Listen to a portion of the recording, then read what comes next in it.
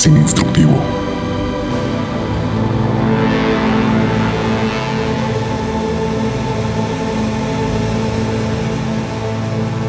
Estiraban la mano como si quisieran agarrar la luna, atraparla entre sus manos y nunca dejarla ir. La veían con ganas de sentirla en el aire que los envolvía. Un instante que se perdía en un cosmos de infinidades no encontradas. Un mundo de posibilidades y cuantos infinitos. La luna los miraba de regreso como si quisiera hablarles. Y parecía que de alguna forma lo hacía. Se comunicaba en un lenguaje que los tres percibían. Y así, en ese universo estrellado, revuelto y complejo, miraban por su ventanilla mientras dejaba la Tierra y se acercaban a ese cuerpo brillante. Esto es Sin Instructivo.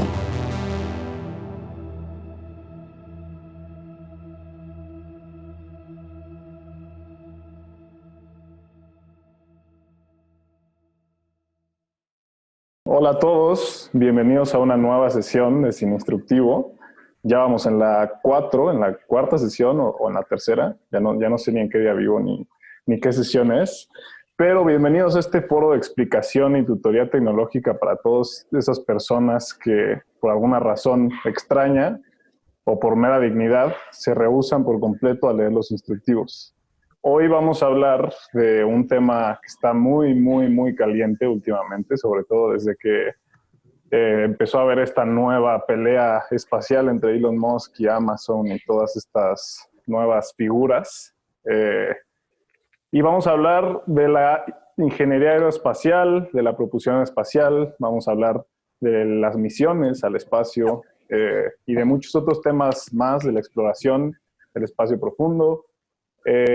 Y con nosotros está una persona mexicana, orgullosísimamente mexicana, que se llama Regina Apodaca, y ella se fue a estudiar su maestría al MIT y justamente esta semana entregó su tesis y es maestra del Departamento de Aeronáutica y Astronáutica. Y pues es otro de los ejemplos del talento mexicano y el talento femenino que tenemos en nuestro país. Y justo antes de que empezáramos esta conversación me estaba diciendo la importancia de que no haya fuga de cerebros y de que sigamos impulsando México hacia un mejor futuro, ¿no? Y pues, ¿quién mejor para presentarse que ella misma? Entonces le voy a ceder la palabra de una vez. Y al ratito vamos a pasar a la introducción histórica que siempre nos da Sebas. Nada más quería decirles rápido que tengan presente que Sebas y yo, a pesar de ser muy aficionados en la tecnología, también estamos aprendiendo al mismo tiempo con ustedes. Entonces, todas estas conversaciones intentamos simplificarlas para que ustedes no se pierdan y sobre todo también para que nosotros no nos perdamos y tengamos, pues, de dónde sacar la carnita, ¿no? Y pues adelante, Regina. Gracias, pues creo que dijiste todo lo que se tenía que decir de mi persona. Creo que lo único que me gustaría repetir es la importancia de entender lo que voy a decir. Yo siempre he pensado que lo más bonito de la ciencia y de la tecnología es que todo se basa y se construye, ¿no? Entonces, en principio, todo el mundo debería de poder entender la ciencia, y si no lo están haciendo es porque los científicos no están haciendo bien su trabajo en explicarlo. Entonces, en verdad, si ustedes en el podcast o en general en una clase sienten que no entienden, pregunten, porque si el profe no se los puede explicar o de tal manera que ustedes lo entiendan, ellos están fallando. Sí, Sebas, la historia. Excelente, muy bien. Pues miren, creo que el tema que vamos a tratar hoy es un tema que todo el mundo tiene una noción distinta. Justo platicando ahorita con Regina, estuvimos viendo cómo cada quien tiene la percepción de qué es la propulsión espacial, y vamos a ir a profundizar un poco en ello. Entonces, creo que la forma más precisa y cliché de empezar esta sesión sería platicando sobre la carrera espacial, ¿no? Es decir, cómo inicia todo este tema de la industria aeroespacial tal cual, y a empezar a dar ya el boom, ¿no?, que se da ante la presidencia del presidente Kennedy. Entonces, todo inicia y, bueno, los expertos acuerdan que el evento que en realidad dispara la carrera espacial es tal cual el lanzamiento del satélite soviético Sputnik, ¿no? Este fue realizado el 1 de octubre, no, el 4 de octubre, perdón, de 1957, donde tal cual ese momento cambió la historia de los seres humanos para siempre, porque las dos potencias más grandes del mundo en ese momento dijeron, ¿saben qué? Vamos a enfocarnos en, primero, luchar entre ellos como siempre lo han hecho, y segundo, en tratar de llevar a la raza humana fuera de este planeta, ¿no? Fue de ahí que inicia una batalla económica, política e ingeniería y científica muy dura durante toda una década. Después de que lanzan el Sputnik, después tienen otra vez un segundo lanzamiento con el Sputnik 2, el cual pone a la delantera a la Unión Soviética, en la cual de hecho estuvo muy cerca de ganar a Estados Unidos la mayoría de la carrera espacial. Fue hasta después que ya Estados Unidos fue tomando la delantera. Después de esto, pues la NASA empieza a obtener ahora sí que ya todo el tema del fondeo público para poder empezar a meterle durísimo a la carrera espacial y evitar que los soviéticos ganaran. Vaya que al final del día los expertos también concuerdan que en realidad más que ganar, como un tema de dominancia política, la hegemonía, ¿no?, que existe digamos, entre ciertas naciones del mundo, al final del día lo positivo es que como que mucha gente perdió de perspectiva que como raza humana, no como individuos de una nación, pues estamos tratando de lograr algo singular, ¿no? Y que hubiera sido más fácil inclusive que hubiera más cooperación internacional como la que existe hoy en día para el tema de, bueno, más o menos, ¿no? También sigue habiendo ahí roces entre las naciones, pero que hubiera mucho más cooperación internacional para que pudieran lograrse los objetivos de una forma más rápida y al mismo modo que tuviéramos una estructura tanto científica e ingeniería a nivel global más robusta, ¿no? Después de esto, empiezan a enfocarse así más ya al tema de empezar a llegar al espacio tal cual. Y fue en el abril 12 de 1961 donde los soviéticos lograron que Yuri Gagarin hiciera un vuelo tal cual al espacio y regresara. Fue el primer hombre en lograr volar en el espacio, solamente fue y regresó así tal cual, ¿no? Ida y vuelta. Y le ganó, de hecho, por un mes nada más a Alan Shepard, que fue el primer americano que lo logró, ¿no? Entonces, justo aquí es como cuando se empieza a notar que obviamente los soviéticos sí llevaban la delantera en su momento, pero que Estados Unidos ya no iba tan atrasado como parecía antes, ¿no? Sino que ya estaban empezando a emparejarse las cosas, y fue justo ya después de esto que el presidente Kennedy da este famoso discurso que seguramente han visto en alguna película, un tramo, o lo han visto en YouTube, no lo sé, es muy famoso, donde él asegura, ¿no?, que para el final de la década Estados Unidos iba a poner una persona en la luna, ¿no? Y es aquí donde todo el mundo se vuelve loco, etcétera. Su campaña política tiene un auge y lo cumple, ¿no? O sea, en realidad, bueno, se cumple, pero en realidad no solamente lo deja en palabras como muchos políticos, sino que en verdad lo hace una parte principal dentro de su programa espacial. Entonces, después de todos esos años, bueno, empiezan a trabajar absolutamente con todo lo demás.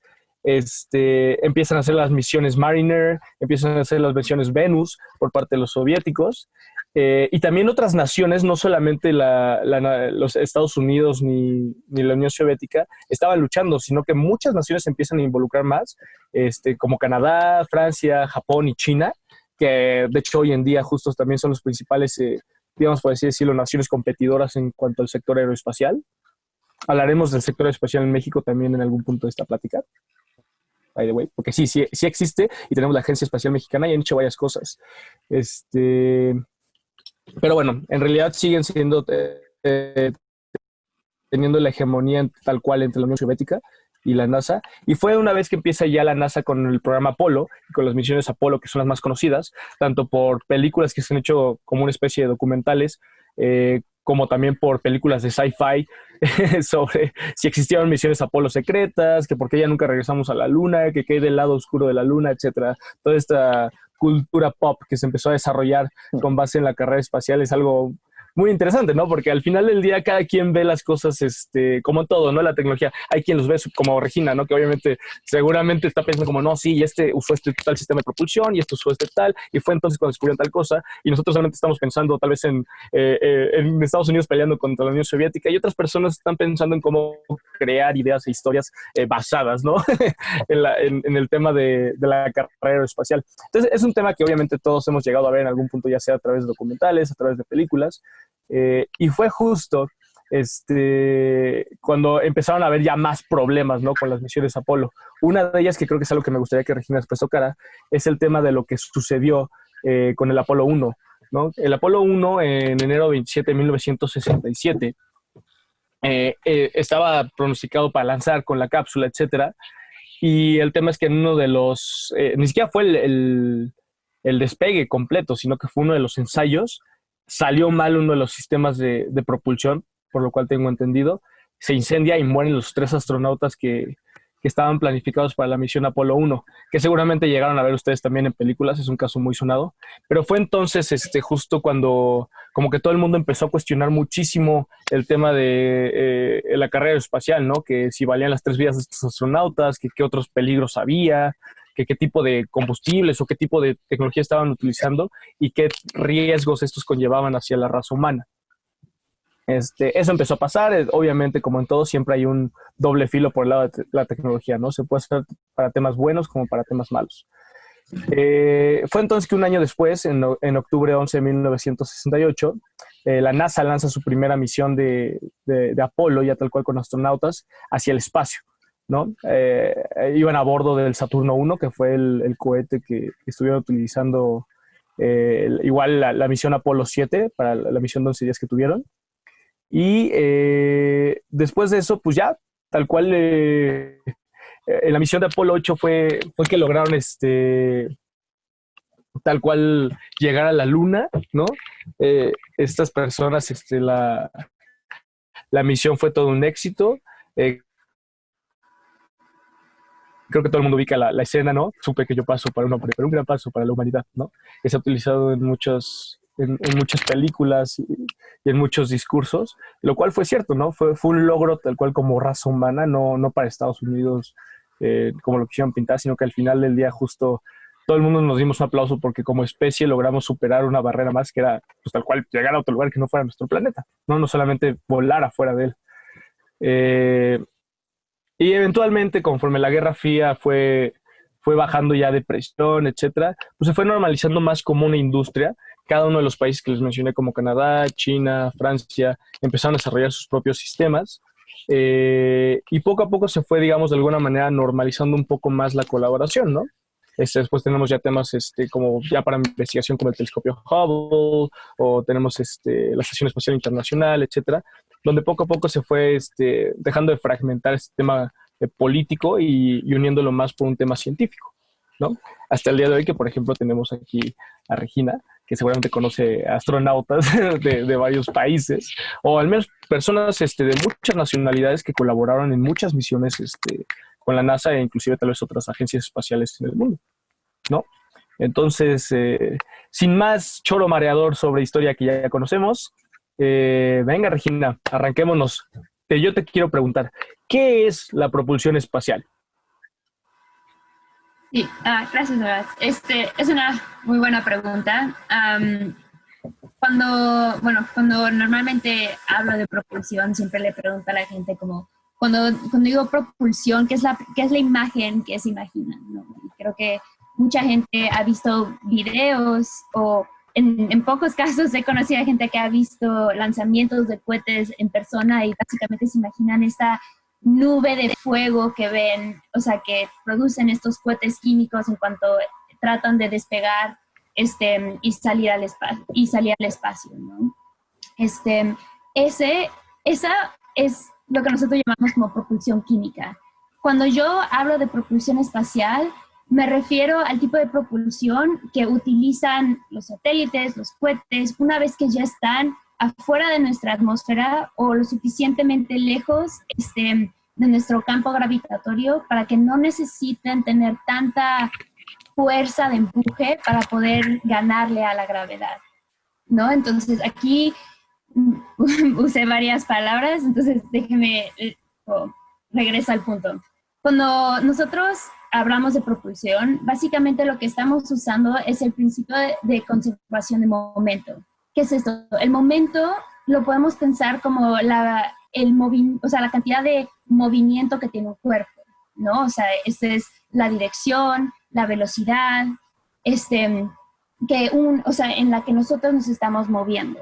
La forma en la que nosotros nos podemos empujar o mover es si hay algún cambio en este momento. Y ese cambio lo podemos hacer desde incrementar nuestra velocidad. O sea, si yo estoy parada a cuando yo estoy corriendo, la gran diferencia es que yo estoy incrementando mi velocidad.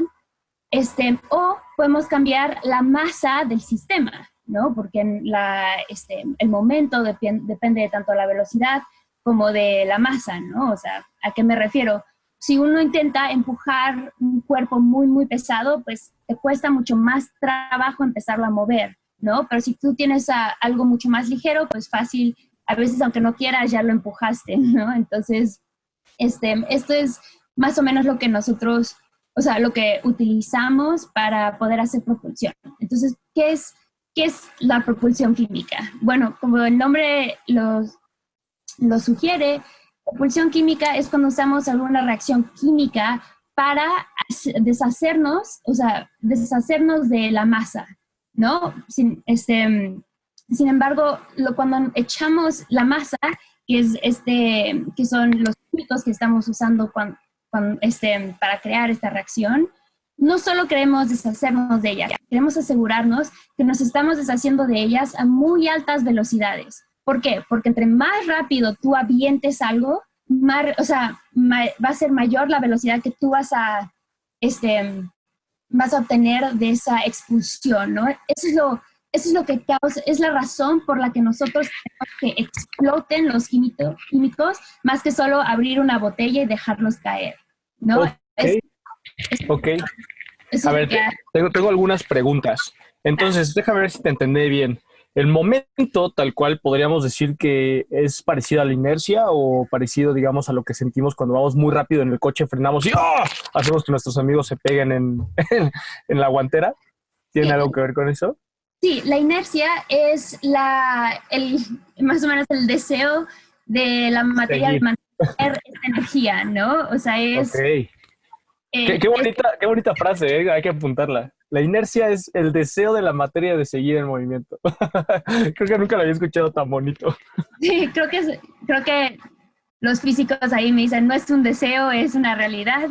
Pero bueno, o sea, es una forma de ponerlo, ¿no? Es como o sea, si tú avientas algo en un lugar sin fricción, piensa como en un hielo en una mesa, va a seguir moviéndose porque no tiene esta fuerza de fricción que está peleando contra esa. Entonces, sí, claro, va a ser en la dirección en la que tú lo aventaste, ¿no?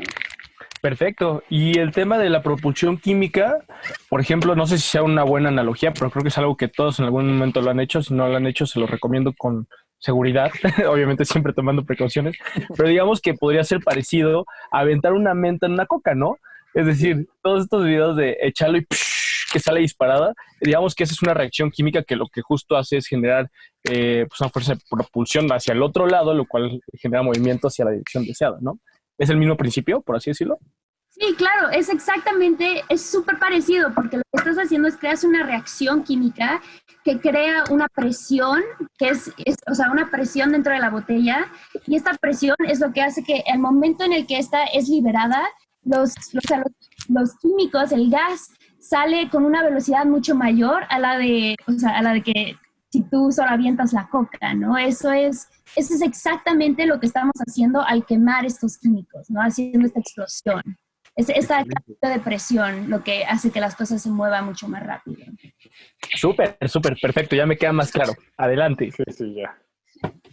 Sí, bueno, entonces esto es lo que nosotros usamos para salir de la Tierra, ¿no? Mi mentor de la maestría y es un gran profesor, el profesor Pablo Lozano, de hecho es también mexicano.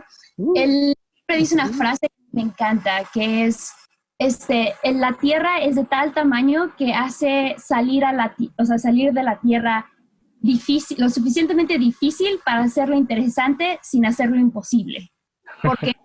Porque si fuera más chiquita, pues cualquier cosa saldría al espacio. Casi podríamos, bueno, no es cierto, pero sería mucho más fácil como brincar y salir que, lo que es ahorita, ¿no? Pero si tantito fuera más grande, mínimo con la tecnología que tenemos actualmente, no se nos haría posible crear el empuje suficiente para poder despegar.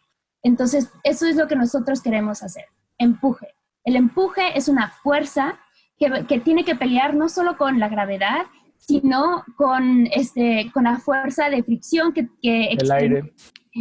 El cohete cuando está atravesando nuestras nubes, ¿no? O sea, nuestra atmósfera es algo que nos protege, que es la razón por la que existe la vida en la Tierra, pero también es la razón por la que salir de la Tierra es tan difícil, ¿no?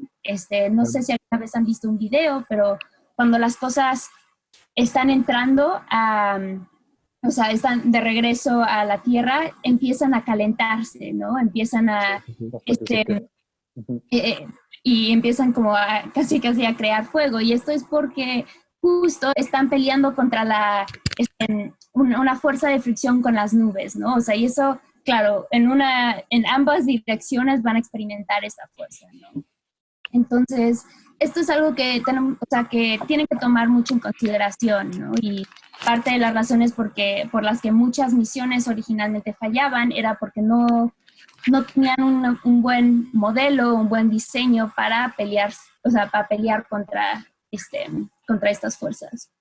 Pero es que fue una locura, ¿no? O sea, imagínate ponerte en la misión de, ok, chicos, ¿qué haremos esta semana? Casi como Pinky Cerebro, ¿no?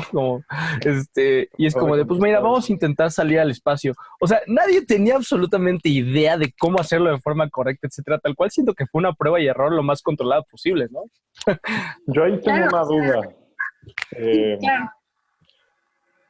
¿Cómo lo pongo en palabras? Bueno, no está tan difícil. La Tierra también, por su fuerza gravitacional, atrae a los objetos hacia abajo, digamos, ¿no?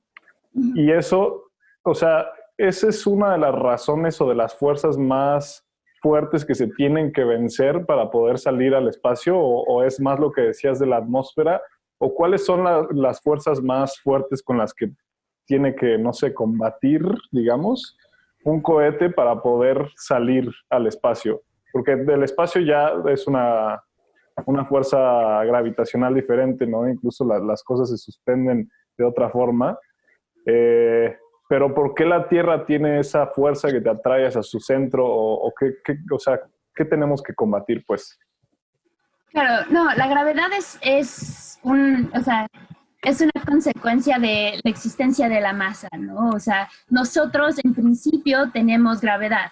Claro que, afortunadamente no soy enorme como la Tierra, entonces obviamente no atraigo a las cosas hacia mí, porque no puedo pelear contra la Tierra, ¿no? Pero, sí, la Tierra, la gravedad definitivamente es la mayor fuerza con la que estamos peleando. O sea, desde el principio de que la Luna, siendo del tamaño que es, estando tan lejos como donde está, sigue estando bajo la influencia de la Tierra, ¿no? Entonces, eso yo creo que pone un poco en perspectiva, verdaderamente contra qué estamos peleando.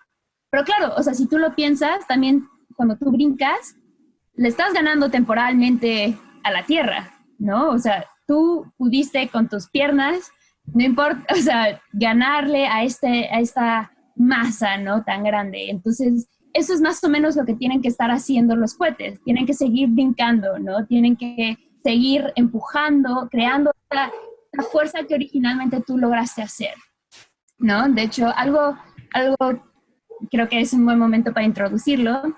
Hay dos cualidades de los sistemas o características más bien del sistema de propulsión que la gente que trabaja en propulsión toma en consideración. Una es el empuje, es esta fuerza que te estoy comentando, y otra es lo que llamamos el empuje específico. El empuje específico es una característica interesante y históricamente viene, o sea, históricamente se llama, perdón, el impulso específico. Este históricamente se define como como segundos, y la razón por la que es en segundos es para que la gente lo pudiera pensar. O sea, si yo prendo mi cohete y solo dejo que se cargue, o sea, que con tu levita a una misma altura y se cargue su peso en la tierra, ¿cuántos segundos podría hacer, o sea, mantenerse a esa, o sea, volando, pues? Entonces, estas dos cosas son muy importantes para nosotros, porque o sea, nosotros necesitamos que el empuje de un cohete que va a salir de la Tierra sea mayor a su peso de la Tierra. Porque si solo fuera o sea, si fuera menor, el empuje de nuestros cohetes fuera menor al de la Tierra, no podría salir, ¿no? Porque obviamente se quedaría en el piso. Si es exactamente al de la Tierra, no podrá salir. ¿Por qué? Porque existen las fuerzas de fricción con las nubes. Entonces, no saldría. Nosotros necesitamos un empuje que sea mucho mayor.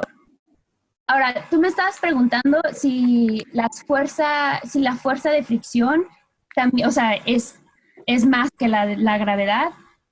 Yo diría que no necesariamente es más, pero sí tiene un mayor impacto sobre el cohete, en el sentido de que cuando el cohete pasa por todas estas nubes, se calienta, ¿no? Esta fricción es como si tú empiezas a frotar tus manos, la fricción empieza a crear calor, ¿no? Entonces, esto hace que los diseños y la forma de los cohetes sea tan importante. Por eso, por eso tienen la forma cilíndrica y con el pico, ¿no? Pero algo que también es muy importante es la dirección. O sea, nosotros no solo tenemos que poder salir, sino tenemos que poder orientar nuestro cohete, ¿no? Entonces, si tu cohete va a tener un diseño, o sea, típico dibujo de cohete de caricatura, tiene estos triangulitos, ¿no? Que son como las aletas del cohete. Si estas aletas llegaran a estar chuecas o llegaran a estar de alguna manera inestables, pueden hacer que el cohete, no importa la fuerza que tenga, este cohete se desvíe y regrese como un misil a la Tierra, ¿no? Entonces, esta fricción, esta fuerza, bueno, la fuerza aerodinámica que necesita, bueno, las características aerodinámicas que tiene que tener el cohete también es algo que es sumamente importante, ¿no? Porque eso va a determinar qué tanto se va a tener que pelear con las nubes y en qué dirección va a ir y cómo estas nubes van a afectar a lo que tenemos adentro del cohete. Totalmente. Yo siempre he tenido una duda, ¿no? Es que la verdad sí me hace algo tan complejo.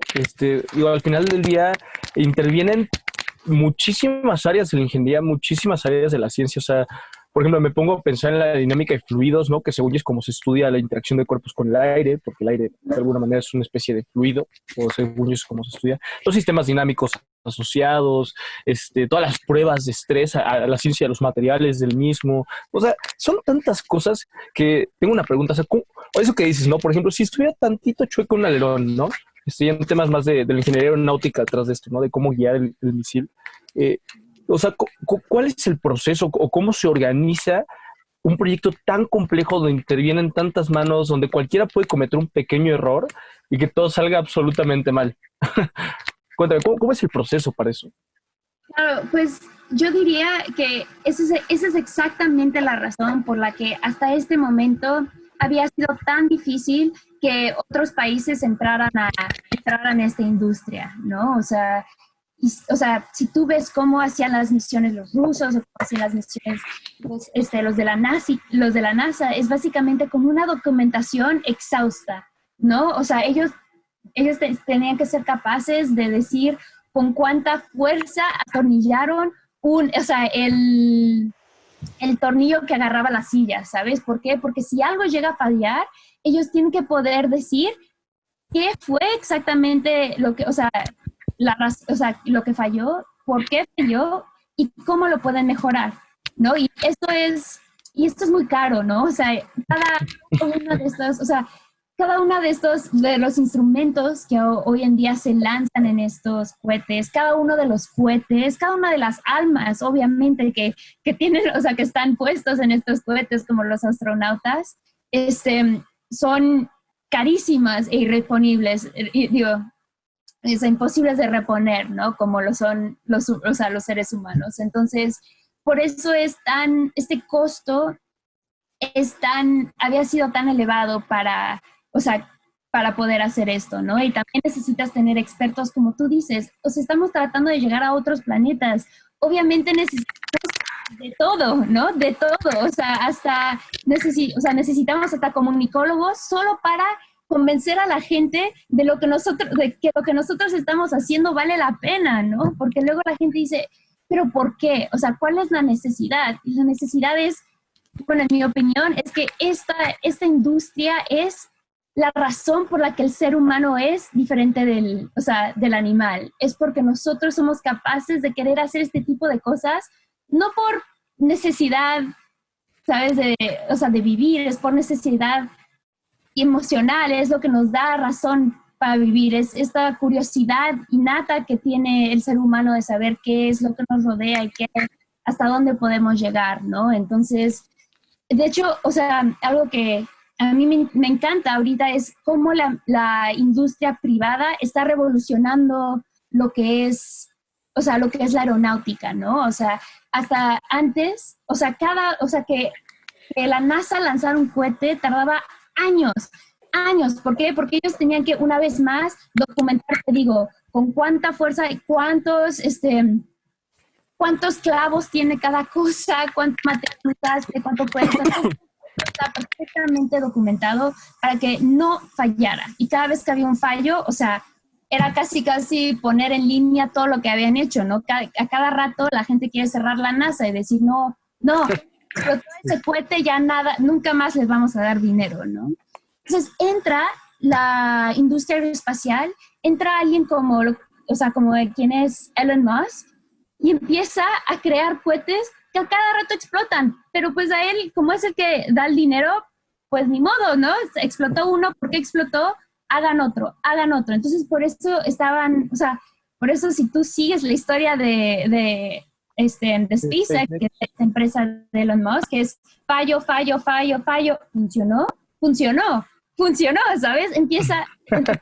Aceleraron sí, totalmente. Sí, esta pérdida, o sea, cuando le pierdes el miedo a fallar porque no tienes esta presión económica que tienen los gobiernos, o sea, lograron adelantar muchísimo la industria. Claro, creo que también hay que darle su mérito a no solamente este tema. Estoy totalmente de acuerdo que siempre ha sido una persona muy audaz. De hecho, toda la PayPal Mafia en realidad como que hicieron cosas muy audaces en sus propias industrias. Pero al final del día también los procesos que tiene SpaceX internos, Elon Musk, el proceso de reclutamiento, o sea, toda la cultura interna en cómo trabajan, yo creo que ese fue el motor principal para poder arriesgarse a decir, ¿saben qué? Vamos a meterle dinero, que fallen, no hay bronca, pero que en algún momento le pegamos, ¿no? Que ahorita ya con sus cohetes Falcon, pues ya creo que hasta la NASA y todo el mundo les va a empezar a comprar, ¿no? De hecho, ya la Estación Espacial Internacional, si no me equivoco, ya ha recibido todo el tema de ellos, ¿no? Uh-huh. Y si Dios lo permite, este año van a mandar a su primera, ¿cómo se llama? Su primer vuelo con humanos. Que es loquísimo, ¿no? O sea, si tú piensas del momento en el que la NASA inició al momento en el que lograron mandar un humano, o sea, es un tiempo mucho más grande, ¿no? O sea, es loquísimo que esto esté pasando, ¿no? Es un momento... Están parados en hombres de gigantes también. Sí, claro. Yo creo que para nosotros, yo creo que personas normales, o sea, este es un momento revolucionario porque esto va a ser lo que empieza, o sea, el escalón que necesitamos para llegar a llevar a humanos comunes y corrientes al espacio, ¿no? O sea, ya, obviamente digo, este es un escalón, todavía falta construir toda la escalera, pero es verdaderamente emocionante que alguien que no sea, pues, el gobierno, o sea, no tengo nada en contra de los gobiernos, nada más es que esto es... Sin miedo. No, nada más es una realidad completamente diferente, ¿no? O sea, pon tú, antes los aviones eran utilizados casi puramente por... Que alguien dijo, estoy seguro que alguien va a pagar por, por volar a todos lados, ¿no? Y por eso se crea esta gran industria. Entonces, bueno, lo que yo espero es poder vivir a ver una industria así, pero espacial. Sí, Claro, ¿no? Perdón, dale. Además, ahorita, pues ya no solo está metido ahí SpaceX, ¿no? También está, pues, del otro lado Jeff Bezos con su iniciativa de Blue Origin, que también van bastante avanzados y que tienen casi su propia guerra fría entre Amazon y Elon Musk para ver quién es el que sale primero de la Tierra y qué hacen. Y creo que esto es como la primera vez que empezamos a ver como una competencia de la industria privada en la carrera por el espacio. Entonces, ya cuando se mete la industria privada a competir así, generalmente siento que, como tú decías, ¿no? Hay menos miedo a apostarle a los recursos y si pierden un porcentaje de sus recursos no afectan directamente a toda una población, digamos. Entonces creo que van a empezar a pasar cosas muy interesantes, porque así como ya está Amazon, ya se empieza a meter Virgin, y quién sabe quién más se va a meter en esta carrera, ¿no? Ya están los gigantes. Ahora no me sorprendería que de repente Apple dijera, como, ¿sabes qué? Nosotros también nos vamos a lanzar al espacio, ¿no? El iRocket. Y eso es súper importante porque, o sea, este cohete final, salir de la Tierra no solo es lo más difícil, no es lo más caro, ¿no? Entonces, en verdad, desde que tú empiezas a reducir el costo de poder lanzar algo al espacio, este es el momento en donde, o sea, países con menos, o sea, con limitaciones financieras mayores pueden entrar a esta industria, ¿no? Porque no solo es llevar a humanos al espacio, sino es llevar satélites que pueden servir como, o sea, como redes de comunicaciones, pero no solo eso, sino también puedes mandar satélites de motivos científicos, ¿sabes? Puedes empezar a hacer un montón de cosas y promover desarrollo tecnológico y científico en países como repito, con menos dinero y menos experiencia. ¿Por qué? Porque antes mandar un satélite era ridículamente, ¿no? Exacto. Tú piensas en el telescopio Hubble y todas las fotos increíbles que mandó, pero lo que costó es un dineral que México desafortunadamente, aunque lo tuviera, no lo usaría para eso, ¿no? Porque esa es la realidad, la triste realidad de nuestro país es que todavía no estamos listos para entender por qué la ciencia es tan importante, ¿no? Pero, yo estoy listo para que AMLO te escuche. Señor presidente, aquí tenemos a alguien que le puede explicar cómo funciona la propulsión espacial y por qué es importante apoyar a la Agencia Espacial Mexicana. Verdaderamente sí me gustaría que lo escuchara y viera, porque no es solo él, sino mucha gente no entiende el impacto que puede tener esto, ¿no? La gente, o sea, yo lo he escuchado de la misma voz de nuestro gran presidente que dijo, ¿para qué invertir en una industria de mandar a gente al espacio si no podemos si no podemos darle de comer a nuestra gente? Y para mí eso es tan limitado. Si tú le puedes dar a alguien la esperanza de ser parte de un proyecto así, puedes promover que la gente estudie, ¿no? O sea, cuando tú sabes que existe la posibilidad de que tú puedas llegar a mandar algo al espacio, puedes llegar a inspirar a mucha gente. Y no solo eso, sino es una industria que, miren, si ahorita, o sea, no está produciendo tanto dinero, es nada más porque está empezando, ¿no? Pero la creatividad de la gente y la forma en la que ellos pueden usar estas nuevas tecnologías solo se va a seguir revolucionando, ¿no? El otro día una de mis compañeras me estaba contando que ella, dentro de su proyecto, está ayudando a unos granjeros en algún país en África, que hay una plaga que mata sus, mata sus... ¿Cultivos? Sus cultivos.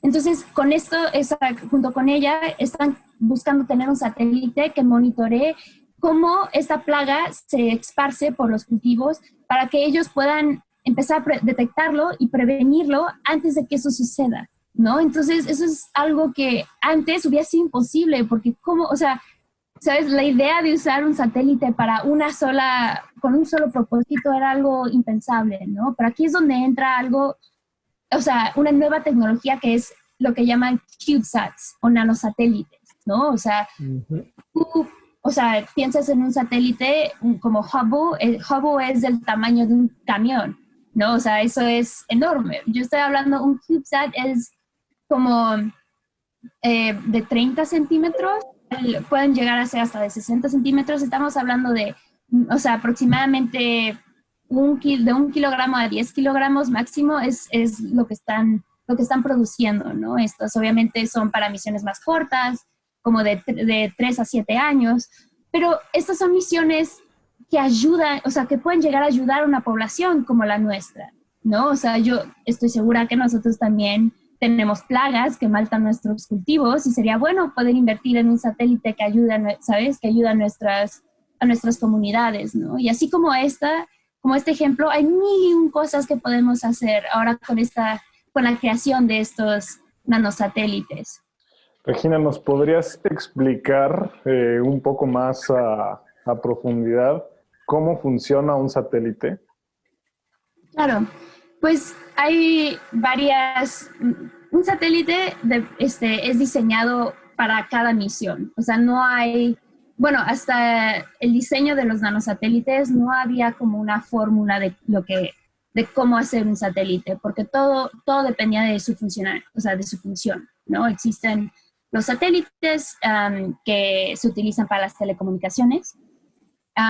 Existen los satélites que se usan para sistemas de localización y por lo general estos dos son utilizados, bueno, lo que utilizan son constelaciones, ¿no? O sea, ¿a qué me refiero con la constelación? Es cuando una misión tiene más de un solo satélite que se está comunicando con los otros satélites, ¿no? Por lo general son satélites idénticos y entre ellos se dicen yo estoy aquí, yo estoy aquí, yo estoy aquí y conteniendo esos 3 puntos te pregunto tu celular dónde estás y así es como yo puedo determinar dónde, o sea, la posición, ¿no? Entonces, todos estos, repito, también hay satélites que sirven para misiones científicas, como lo fue el Hubble, que el Hubble es un telescopio en el espacio.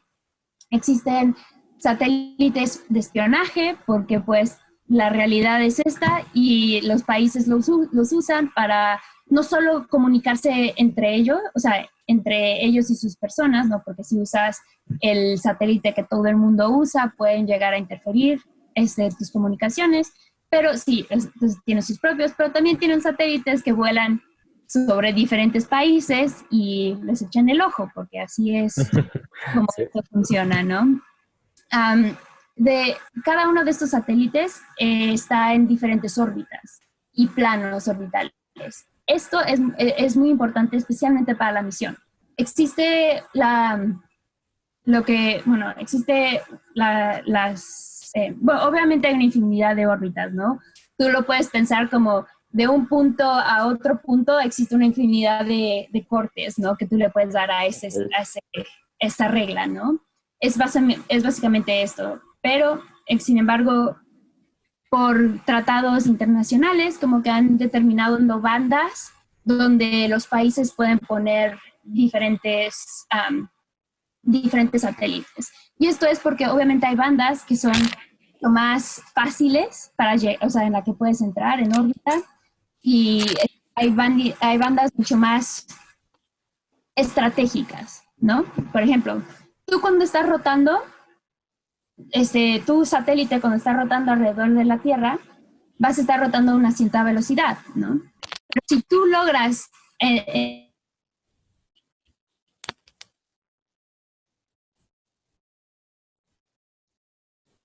creo que la perdimos un segundo.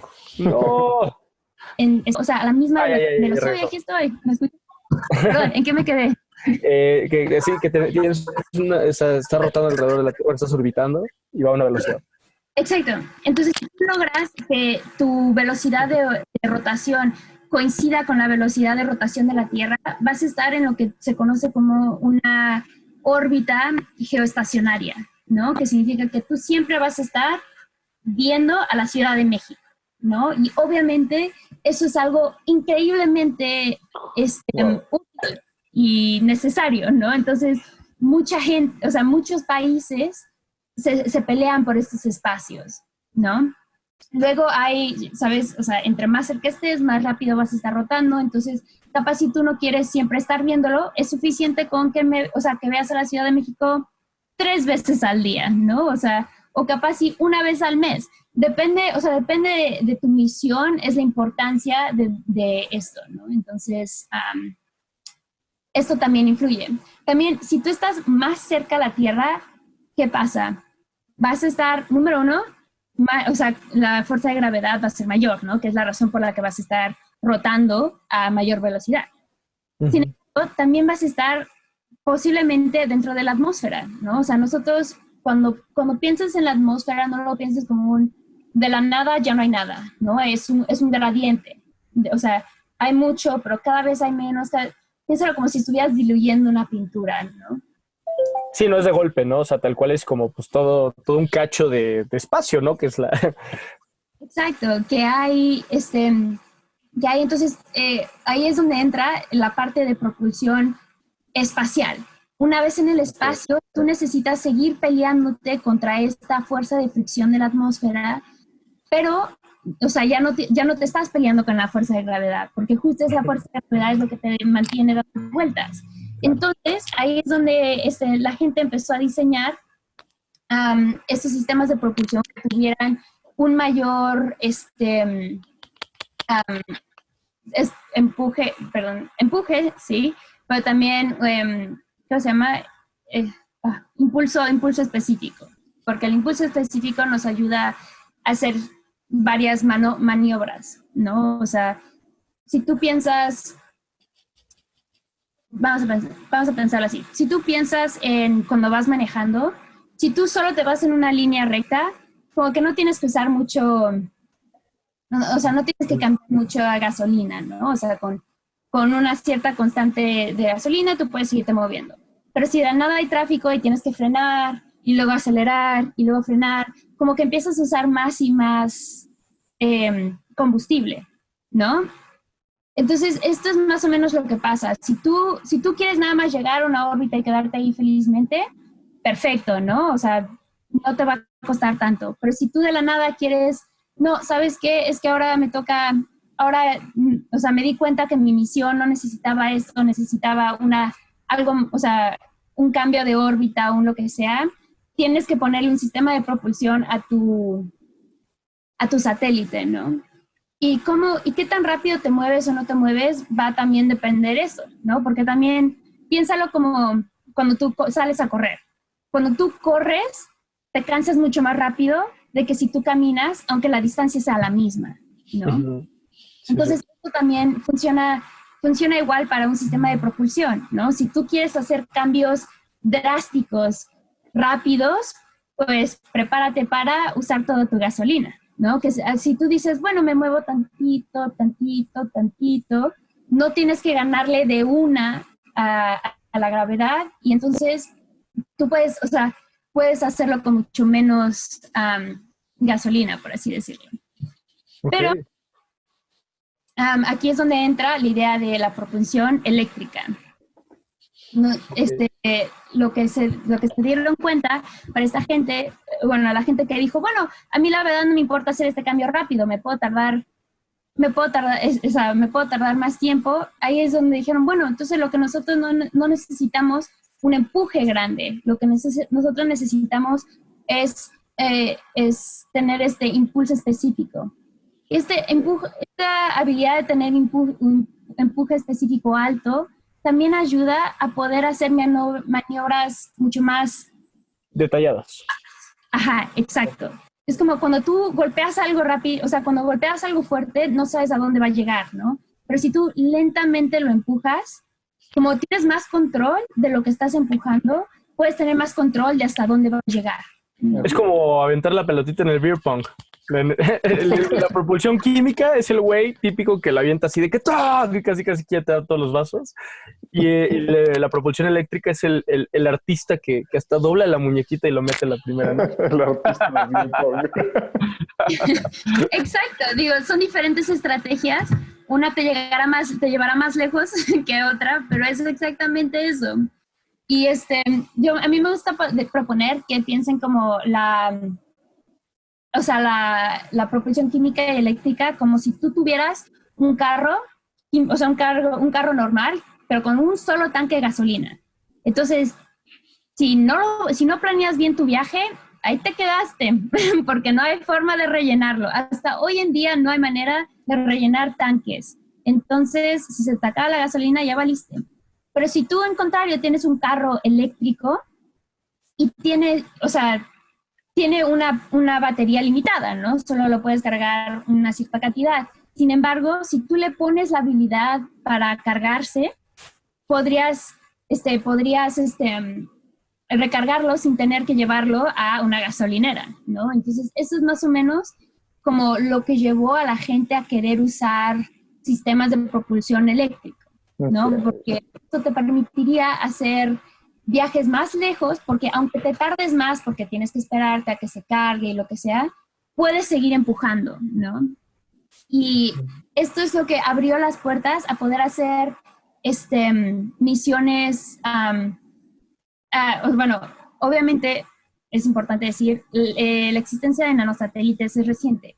O sea, hasta hace poco esto no era posible. De hecho, los sistemas de propulsión eléctrica, aunque se llevan trabajando desde hace mucho, esta es la primera vez donde en verdad estamos viendo que se están usando para este tipo de misiones, ¿no? Entonces, hay ya varias misiones que están proponiendo ir a asteroides, ¿no? Entonces, si tú mandas un satélite con propulsión eléctrica a un asteroide, la verdad es que si es un satélite, no te importa cuánto tiempo se tarde. ¿Por qué? Porque tú lo lanzas, haces una fiesta y sigues trabajando en otro y sigue viajando, ¿no? Y eventualmente cuando llegue, ya dices, sí es cierto, ese día llega, entonces ya puedes trabajar en él, ¿no? Esto es algo que obviamente no podemos hacer, cuando mandemos humanos a una misión a Marte, no vamos a decir, pues no me importa. Se me olvidó. Llegar, ¿no? El astronauta estaría súper enojado. Entonces, esto es a lo que me refiero dependiendo de las misiones que se diseñan los satélites y el sistema de propulsión y todas estas cosas. Ok, y tengo una pregunta de seguimiento ahí. ¿Qué pasa con esos satélites que eran de combustible? O sea, mi pregunta es, cuando se les acaba el combustible, ¿pueden seguir orbitando y siguen teniendo poder para seguir transmitiendo la señal hacia acá? ¿O qué es lo que pasa con esos satélites que se quedan sin combustible o cómo está la onda? Esa es una excelente pregunta y mi respuesta a eso es ¿por qué no lo pensaron antes? ¿No? O sea, esa es la clave. Esa pregunta es un problema que la gente se está empezando a dar cuenta, que es como tú solo pensaste, yo quiero lanzar un satélite, ahí se va, ¿no? Y una vez que ese satélite muere, ¿sabes? Porque lo que pasa es, los sistemas de propulsión usan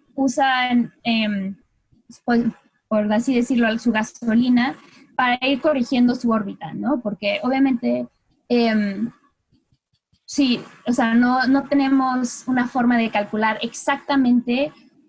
Bueno, más bien una forma de exactamente controlar de tal manera que tú estés en una órbita perfecta permanentemente sin tener que hacer correcciones, ¿no? Esto es algo que no se puede. ¿Por qué? Por el simple hecho de que existe la resistencia de las nubes, ¿no? O sea, eventualmente tu satélite, cuando se acabe la gasolina, va a empezar a decaer a órbitas menores, ¿no? Piénsalo como un espiral que va regresando a la Tierra.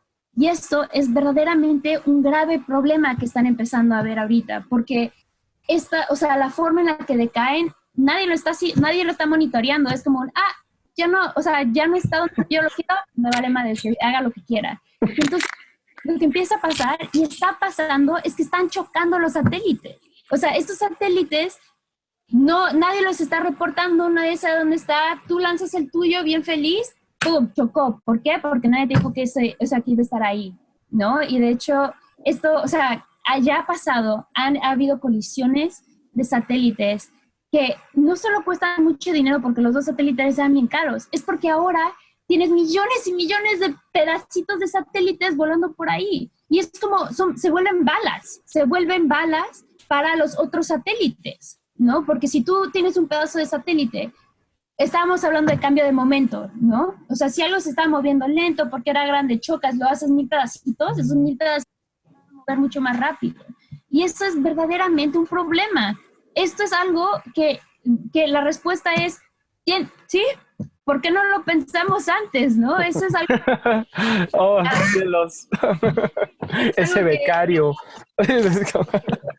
Exacto, es porque en verdad, o sea, cuando esto empezó, nadie esperó que se volviera tan accesible, tan usado, ¿no? O sea, cuando primero lanzaron Sputnik, no lo lanzaron diciendo, es que así vamos a poder usar el internet y todo el mundo cuando haga la cuarentena podemos usar Zoom, ¿no?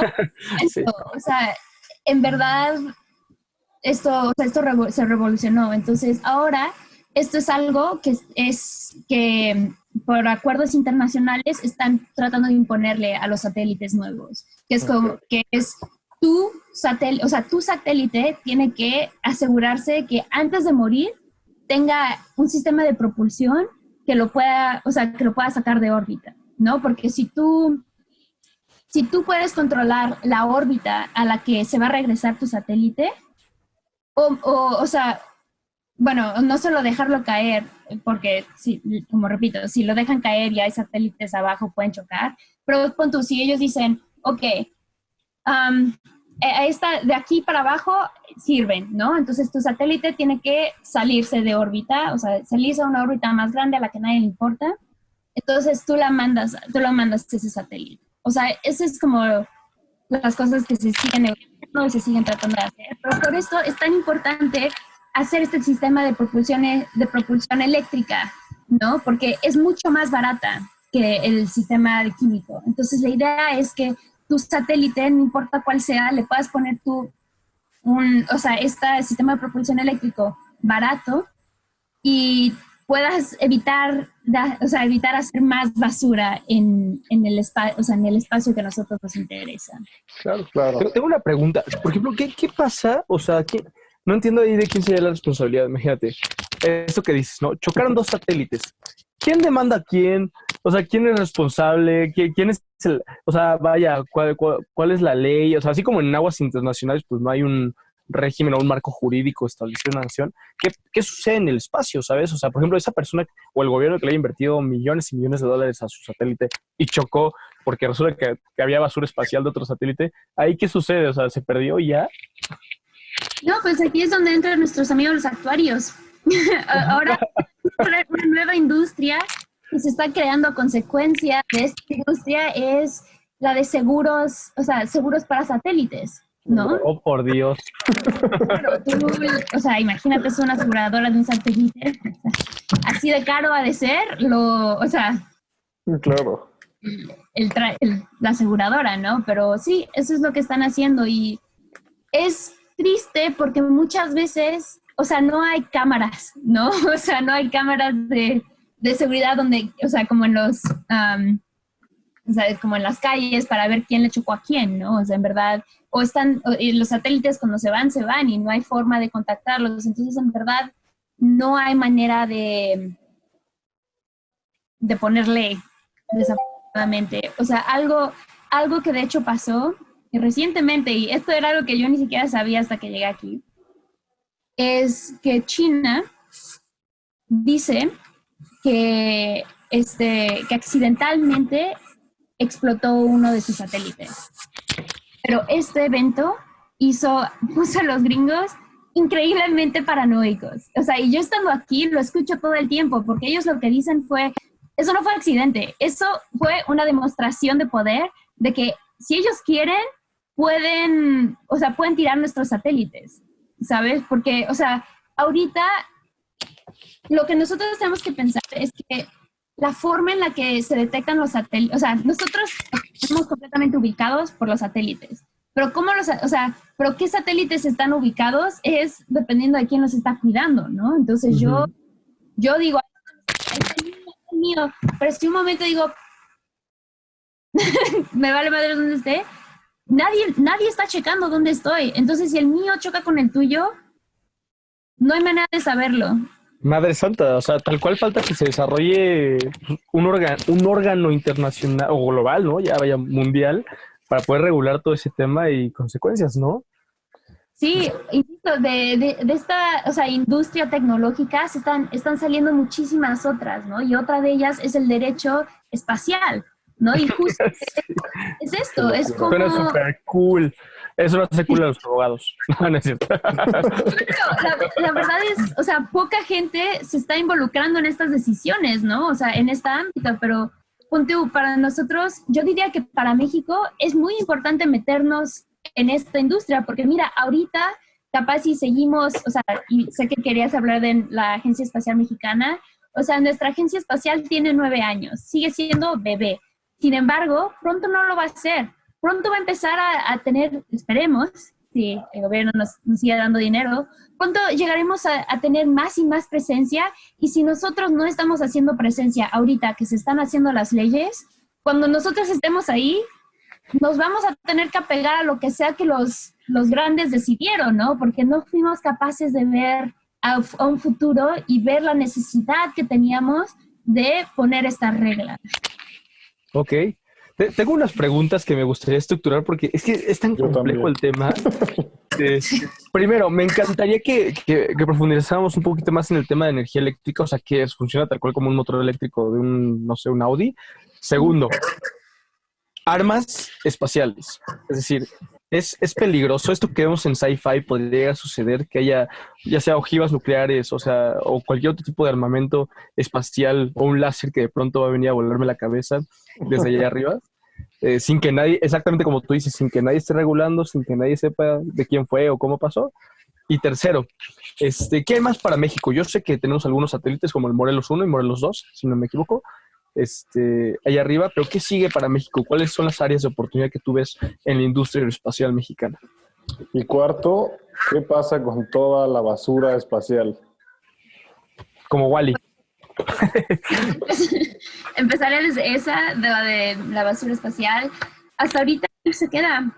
Ese es el gran problema. Esta explosión que pasó dentro de los satélites, bueno, entre el satélite chino, en verdad ha afectado muchísimo a los despegues. Porque, o sea, sí es difícil identificar dónde está un satélite. Imagínate identificar dónde están los pedazos de satélite. Imposible, ¿no? Entonces, si tú ves, creo que están aproximadamente más de 2,000 pedazos. O sea, pedazos creo que lo definieron como más grande que una cierta cantidad, ¿no? O sea, hay muchísimos pedacitos de este satélite y hasta hoy en día no hay forma. De hecho, hay muchas iniciativas, especialmente por universidades, de tratar de proponer misiones para limpiarlo. Y hay para limpiar el espacio. Y hay desde misiones que es como, ¿y si mandamos una red y los jalamos a todos de regreso? Puede ser. Y si hacemos un montón de satélites baratos cuya sola misión es empujarlos de regreso a la atmósfera, puede ser. O sea, esta es una pregunta que sigue abierta. ¿Qué es propulsión eléctrica? Esto es perfecto. Así como la propulsión química es su propia cosa, la propulsión eléctrica es todo sistema de propulsión que utilice el electromagnetismo para acelerar las partículas, ¿no? Así como para la química usaban esta reacción química y esta presión y cambio de temperatura para acelerarlas. En el lado de ¿cómo se llama? De la propulsión eléctrica, lo que hacen es utilizar las propiedades eléctricas de las partículas cargadas para acelerarlas, ¿no? Entonces, justo le estaba comentando a Santiago antes que a mí algo que me encanta de la propulsión eléctrica es que hay muchas fotos súper bonitas, porque por lo general lo que pasa es bueno, básicamente hay como dos grandes tipos de propulsión eléctrica, que es propulsión eléctrica utilizando plasmas y propulsión eléctrica utilizando líquidos iónicos. En ambos casos lo que son es un gas, como el plasma, o un líquido que tiene partículas cargadas. ¿A qué me refiero por partículas? Que tienen, o sea, son o positivas o negativas, y en el momento de ponerlas en un campo eléctrico se van a acelerar, ¿no? O sea, si pensamos en un campo eléctrico como el campo gravitatorio, si tú pones algo pesado cae, si tú pones una carga eléctrica se va a mover dependiendo de su carga hacia arriba o hacia abajo, de la misma manera que vaya en eléctrico. Bueno, esto es obviamente en un campo eléctrico estático, pero bueno. La idea, diferentes tipos de propulsores, hay propulsores de iones, propulsores de Hall, plasmas, electrosprays, todos estos lo que buscan es mover estas cargas. Por lo general una carga es una partícula con mucho, o sea, bueno, las cargas que tienen, o sea, que tiene el plasma y que tienen estos líquidos son partículas ligeras que son capaces de ser movidas por este campo eléctrico, ¿no? Entonces tú buscas moverlas mucho más rápido. Y como por lo general estas partículas son mucho más pequeñas, las puedes llegar a acelerar mucho más rápido. Entonces, esto es a lo que me refiero con la diferencia entre empuje y empuje, y digo, pero no sé por qué siempre se me va la palabra. Y movimiento específico. El empuje de estos sistemas es muy poco. Técnicamente, si nosotros tratáramos de despegar con un propulsor eléctrico, no podríamos, porque la forma en la que nosotros creamos este campo eléctrico sería utilizando pilas, sería utilizando un sistema que crea el poder, o sea, este poder eléctrico, que sería muy, muy pesado. Entonces, en principio, no podría ganarle a la Tierra, ¿no? O sea, no podría mantenerse flotando. Sí, o sea, contando todo lo otro que tiene que tener, ¿no? Pero una vez en el espacio, ya no importa cuánto pesa la pila, ¿no? Que están usando para acelerar estas cosas. Ya lo que importa es qué tan rápido puede acelerar esas partículas. Y esto es lo que estamos haciendo. Mi laboratorio, el laboratorio de propulsión espacial de MIT, es guiado por el profesor Pablo Lozano, y él siempre habla que la mayor razón por la que él cree en los sistemas de propulsión de electrospray es porque son infinitamente más baratos. Claro, siguen siendo súper caros. Hay que tener algo claro. Si ir al espacio va a ser caro. Pero es mucho más barato, ¿no? Entonces, él siempre ha pensado que esta es la forma en la que países como México podríamos entrar a la industria, ¿no? Él dice, o sea, si tú tienes un satélite, como les digo, el nanosatélite, puedes montarlo o sea, como son pequeños, no va a costar tanto dinero meterlo en uno de los cohetes, que tienen obviamente estas misiones mucho más grandes. Claro. Entonces, estos cohetes te van a aventar, así literal, echan el satélite o sea, obviamente ustedes negocian, donde, así como en un camión, ¿no? O sea, ya el camionero ya dices exacto dónde te conviene que te dejen de su ruta, y ahí te bajas. Y la idea es que con estos sistemas de propulsión es para moverse.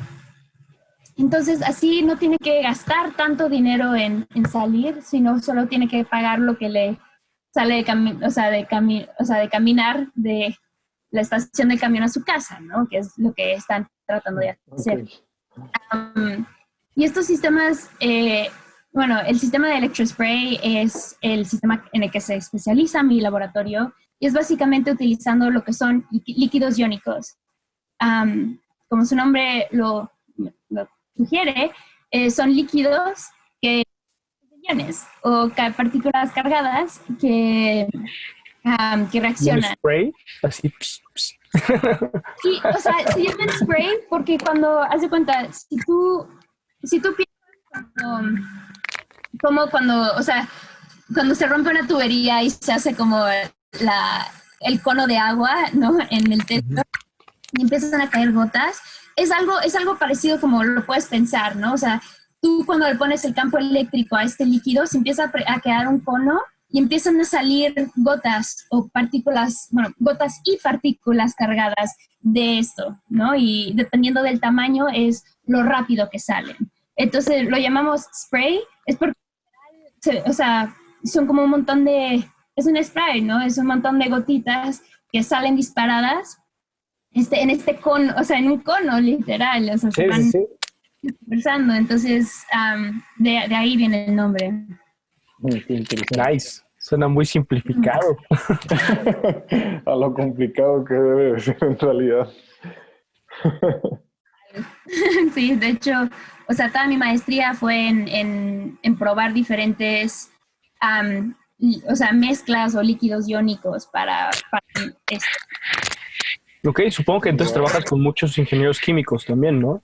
Durísimo. No, bueno, no, era la experta en casa de eso, pero es como un ejemplo perfecto de cómo algo tan sencillo, o sea, que es tan pequeña parte de una misión como es el sistema de propulsión, necesitaba que yo supiera de materiales, de física, de modelación matemática, ¿sabes? O sea, de tantas cosas vienen, o sea, se juntan para lograr este objetivo que es salir de la Tierra, ¿no? O sea, como dice mi profe, si fuera fácil, no sería tan divertido.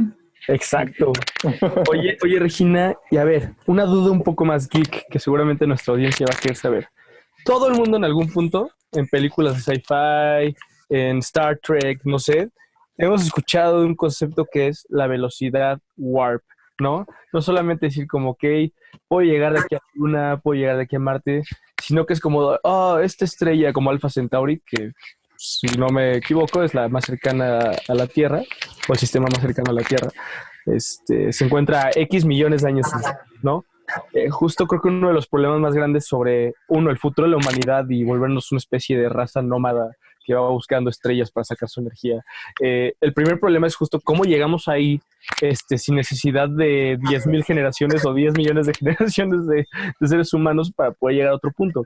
¿Cómo podemos llegar ahí rápido, no? ¿Qué avances hay ahí? ¿Es posible? Ya no estamos metiendo cosas súper alocadas que no existen. ¿Puedes hablarnos un poquito de eso?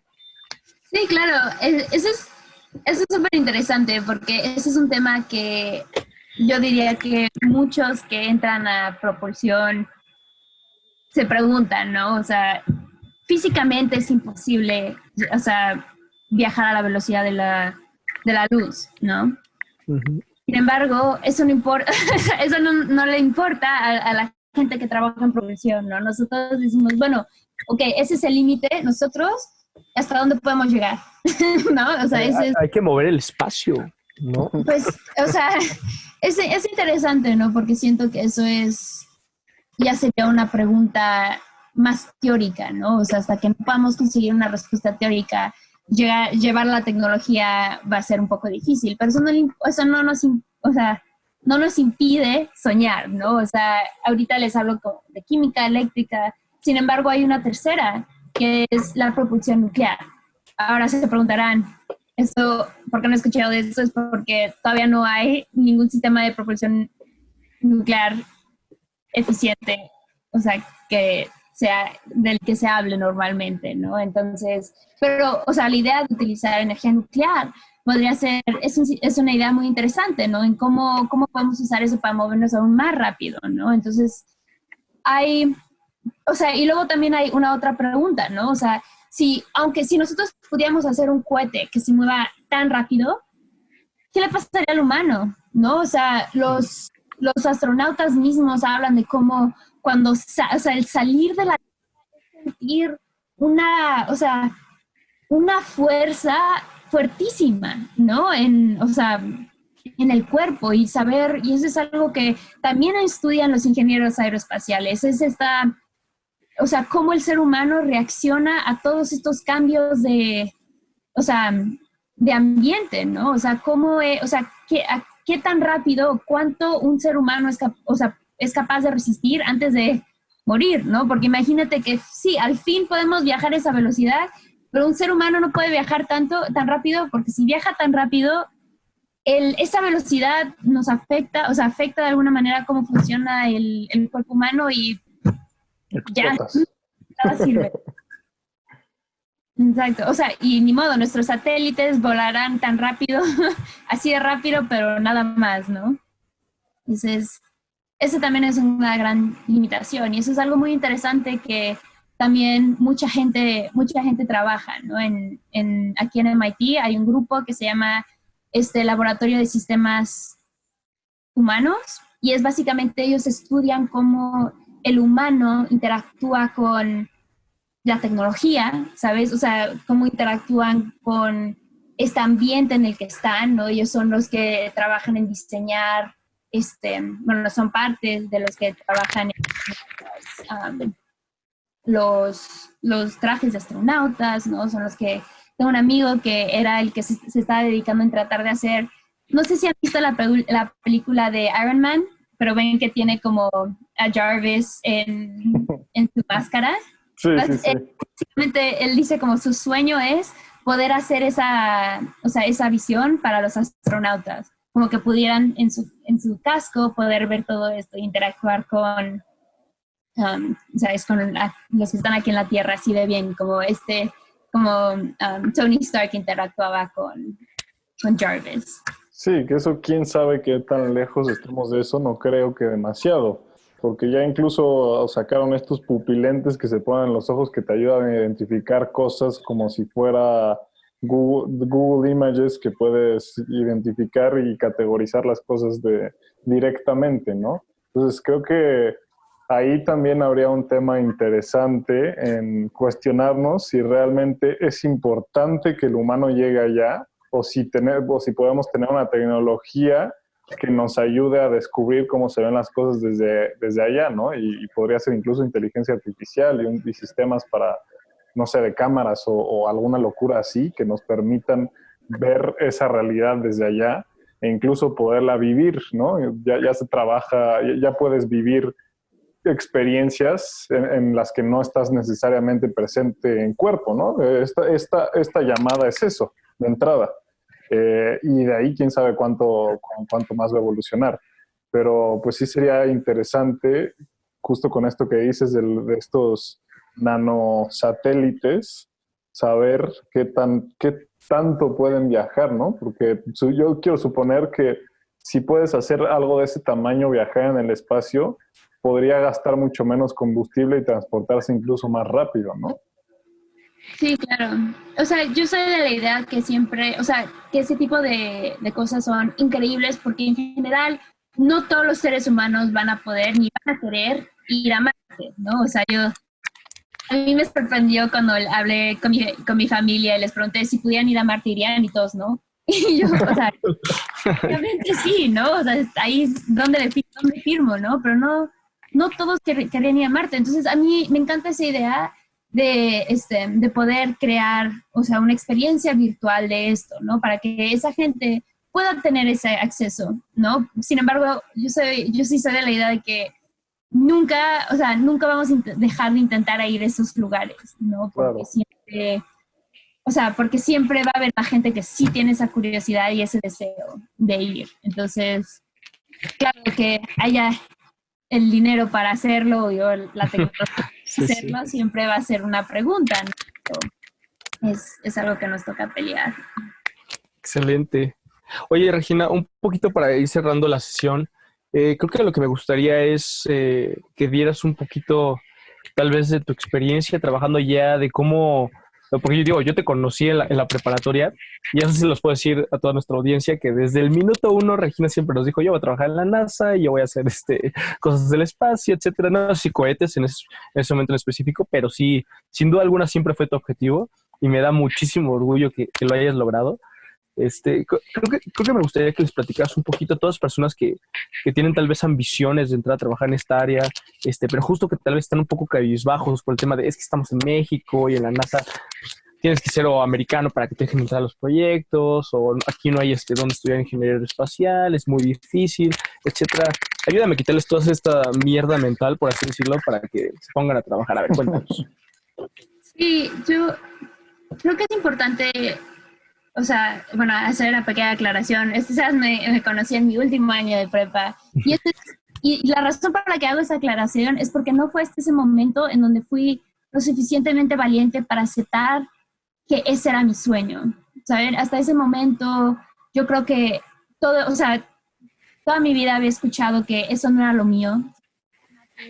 La física no era exactamente o sea, en lo que era buena, que no era lo suficientemente inteligente, que lo que sea. Y a mí, por mucho tiempo, dejé que esas voces evitaran que me admitiera esa parte de mí misma, ¿no? O sea, tuve mucha curiosidad con el tema del espacio, con el tema de fue algo que a mí siempre me encantó, pero cada vez que lo hablaba, como que la gente decía, o sea, y astronomía, esto en México no hay, o ingeniería aeroespacial, eso no se puede aquí, o aunque se pueda, o sea, tú vas a ser la persona, ¿sabes? Que lo va a lograr, no, ¿sabes? O México es un país súper machista, o sea, las ingenierías, las ciencias, hay puros hombres, o sea, vas a estar súper incómoda. Siempre hubo estas voces. Yo les quiero decir a la gente que esas personas a las que te dicen, tú vas a poder, wow, qué suerte tienes, en verdad no te rindas. Pero si tú eres una persona que dice,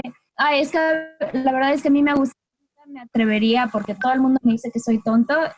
A mí también me lo dijeron, o sea, a mí también me dijeron que no era lo suficientemente buena y por mucho tiempo lo creí, hasta que decidí hasta que decidí que ellos no iban a ser los que me iban a decir que no. Y de hecho, cuando me cambié de la escuela a la escuela en la que estaba Sebas, fue porque yo estaba en una escuela donde no me iban a apoyar y me cambié a una donde sí me iban a apoyar. Y aunque no me iban a apoyar, mínimo no me conocían lo suficientemente bien para decirme que no podía, ¿sabes? O sea, yo en verdad creo que es difícil, pero la ciencia y la tecnología es fácil, ¿no? O sea, ir al espacio no es fácil. Entonces, ¿por qué, o sea, por qué no entrar a esta carrera, ¿no? Esto es la razón por la que me gusta la ciencia, es porque es difícil, es porque tienes que pensar, tienes que tomar el tiempo para estar seguro que lo que tú dices es verdad, que lo que dices está construido y basado en hechos, ¿no? No estás adivinando, estás calculando, estás construyendo. Entonces, de hecho, cuando yo me tocó escoger una carrera, yo estudié física porque no había ingeniería aeroespacial. Esto ya no necesariamente es cierto. Ya hay varias universidades en México que están empezando a hacer una carrera de aeroespacial. Pero justo como les dije, la ingeniería aeroespacial necesita de todo, necesita gente de todo. Entonces, si yo quiero hacer ingeniería aeroespacial, pero la universidad a la que puedo entrar no lo tiene, tú estudia lo que quieres. O sea, si tú dices, a mí me encanta medicina, pero me encantaría trabajar con astronautas, estudia medicina y luego busca cómo entrar a astronautas, ¿no? O sea, lo que ahorita necesitamos en México es gente preparada y gente con pasión. Y eso es, o sea, y para prepararte, tú puedes prepararte siendo física, siendo matemático, siendo mil cosas que eventualmente con tu pasión que tienes hacia el espacio pueden utilizarse, ¿no? O sea, como digo, nosotros necesitamos hasta comunicólogos que nos ayuden a vender esta idea, ¿no? Es el que tengan esta visión del espacio.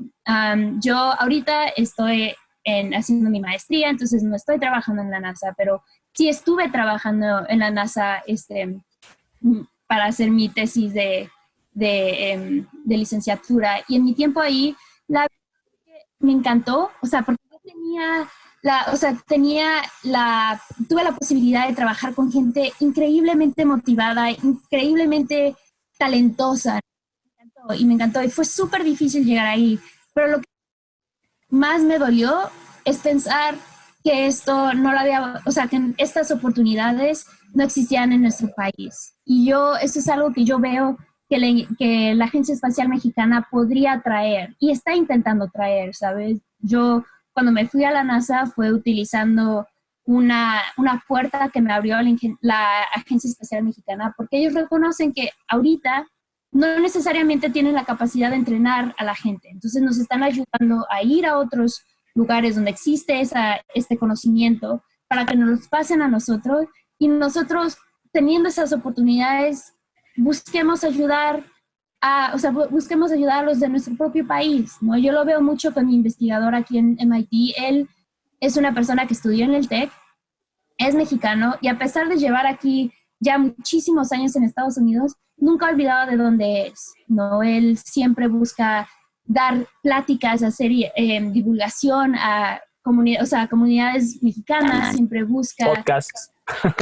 Siempre busca podcasts, exacto, pero siempre ha traído a varios equipos de diferentes universidades a MIT para entrenarlas, ¿sabes? Yo siento que siempre hay una forma de poner tu grano de arroz para hacer que México logre entrar a esta industria, ¿no? Yo creo que la Agencia Espacial lo está haciendo muy bien. O sea, claro, como dices, tenemos estos 2 satélites, pero cuando dices satélites, son satélites grandes, pero la Agencia Espacial Mexicana está buscando hacer nanosatélites. Como les digo, esta es una nueva capacidad que va a tener que van a poder tener varios países y universidades, ¿no?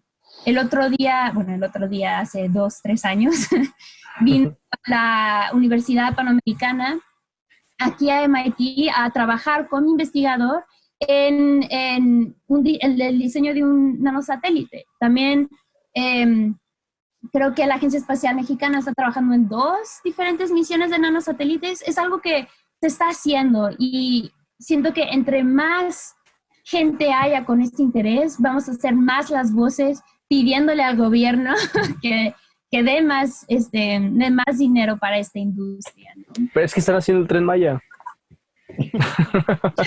Sí. Perdón, ya. Sí, claro. O sea, es difícil. Y eso sí es lo que, quiero reiterarle a la gente, es difícil, es emocionalmente pesado. O sea, esto es algo que a mí, yo estando aquí en MIT, digo, es que no puedo con esto, ¿sabes? Verdaderamente estresante en pensar que nuestro país no valora lo que yo tanto valoro, ¿no? O sea, yo que ya quisiera poder regresar a México y poder dar clases o poder guiar una misión o poder ser parte de una misión, ¿sabes? Pero esto es algo que va a ser muy difícil.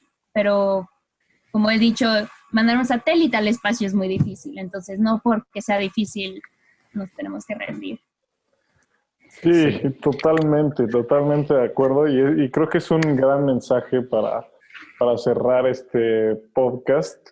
Yo siempre he dicho, ¿no? Hay que soñar, porque los sueños, o sea, si no los sueñas, ¿cómo quieres hacer algo realidad? Las personas no siempre supieron que iban a poder viajar al espacio y no siempre supieron que pudieron hacer miles de cosas que solo estaban escritas en libros que ahora son realidad, o que alguien en algún momento dijo como lo voy a lograr aunque suene loquísimo, y siempre hubo algún genio loco que todo el mundo rechazó, ¿no? Obviamente innovar y llegar al lugar en el que estamos en la humanidad, en la tecnología y todo eso, ha requerido de muchísimos héroes y gente muy valiente que quería pensar fuera de la caja, ¿no? Y eso es justamente lo que hay que hacer. Hay que empezar a pensar fuera de lo que tenemos preestablecido como sociedad o lo que tenemos como mexicanos incluso, ¿no? Si nos quedamos siempre en el pensamiento derrotista de no, México nunca me va a apoyar y no, nunca voy a salir adelante y no se puede porque aquí no hay ese tipo de oportunidades, nunca lo vamos a lograr. O sea, el que busca esas oportunidades es la persona que la encuentra, ¿no? Y creo que también eso es parte de la misión de este programa un poco, ¿no? No sabemos a cuánta gente vamos a impactar, esperemos que a mucha.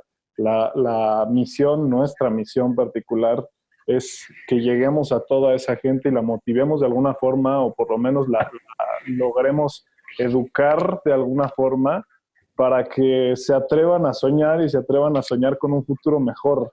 La tecnología, por suerte, está aquí para ayudarnos a impulsar esos sueños locos, ¿no?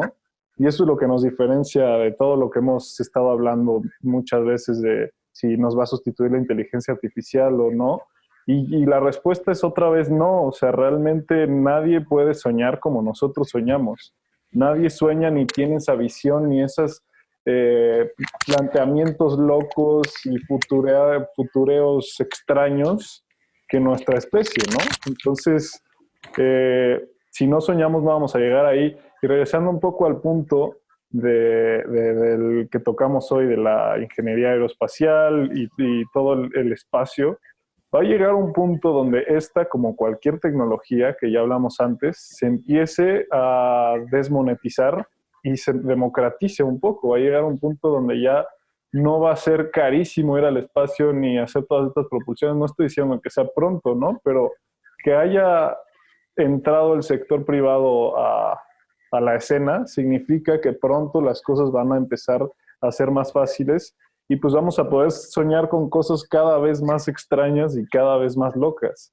Entonces, pues así como en la sesión pasada hablábamos con otra mujer mexicana exitosísima que ahora está en Francia, en Huawei, que ahora Regina es otro ejemplo, habiendo trabajado en la NASA, y es un ejemplo de que incluso con la desigualdad de género que hay en nuestro país se puede salir adelante y se puede seguir y se puede resaltar y se puede ser una excepción.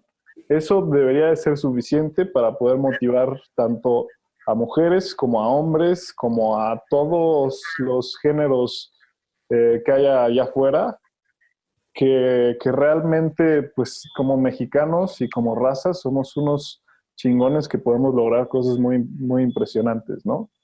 Y pues yo sé que Sebas quiere dar también algún tipo de conclusión a esta gran plática. Ya lo veo ansioso de hablar. Me está diciendo hablador ya, que ya me caí. No, para nada. Pero pues justo vamos a seguir para adelante, vamos a seguir invitando más gente que nos pueda motivar. Y no sé, ¿tú qué nos quieras decir, Sebas? Pues mira, creo que lo que dice Red es súper importante. De hecho, yo cuando decidí estudiar matemáticas y compu, de hecho yo me quedé en el poli en ingeniería aeronáutica, porque a mí me interesaba también temas del espacio. No sabía en qué, la neta, pero dije, aeroespacial suena cool, pero solo estaba en Estados Unidos, ¿no? Y acá dije, bueno, lo más cercano es aeronáutica y después veré qué onda. Y a la mera hora, por una o por otra no lo hice. Creo que al final del día te vas dando cuenta que son temas tan complejos que sin importar el ángulo de donde vengas, ya seas matemático, físico, químico, ingeniero eléctrico, financiero inclusive, ¿no? Porque detrás también tiene que ver, o sea, todo puede llegar a converger en la industria aeroespacial y el punto es decidirse a querer entrar a este mercado y abordarlo, ¿no? De mi lado, la verdad es que creo que solo puedo decir que a mí me tocó ver a una Regina súper concentrada, súper focalizada, apasionada desde siempre, con una sonrisota como siempre, muy contenta hablando de todos los temas. Eso siempre me ha gustado mucho, muy aguerrida y que sin duda alguna, al menos yo te puedo decir que a mí sí me motiva, ¿no? La gente como tú, a mí me motiva mucho las personas con las que hemos hablado hasta ahorita en el podcast, Santiago y yo, que ya me muero de ganas de en algún momento hacer mi PhD, solo tengo que encontrar el tema.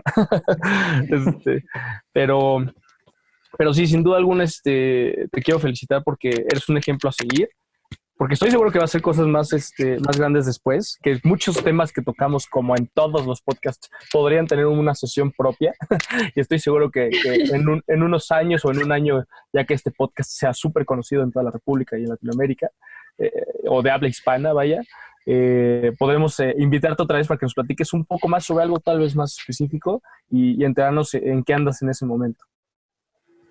Sí, claro, no por decirlo también, pero yo soy un poco rollera, entonces creo que también contribuías a cambiarnos de tema, pero sí, en verdad es que es súper difícil hablar de el espacio sin emocionarme.